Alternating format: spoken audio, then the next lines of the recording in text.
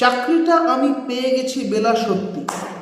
আমার দেখা এরকম প্রচুর মানুষ আছে, কারণ আমি প্রফেশনালি একজন টিচার। প্রচুর এরকম ছাত্রছাত্রীরা আছেন যারা তাদের জীবনে এই বেলাদেরকে ইমপ্রেস করার চক্করে জীবনের সব থেকে গুরুত্বপূর্ণ ভুল সিদ্ধান্তগুলো নিয়ে নিয়েছে।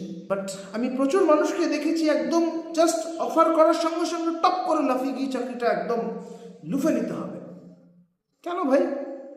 তোমার নিজস্ব কোনো সেলফ রেসপেক্ট নেই?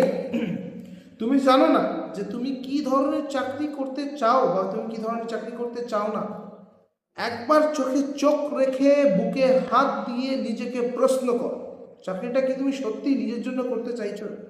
সত্যি কি চাইছো এই চাকরিটা গ্রহণ করতে নিজের জন্য, নাকি কোথাও একটা গিয়ে সেই বেলাকে ইমপ্রেস করার চক্কর? বেলা কিন্তু শুধু বেলা রূপেই আসে না, সমাজের প্রত্যেকটা face, all the pair of eyes when they are looking to you, তোমার চোখে they are all বেলাস।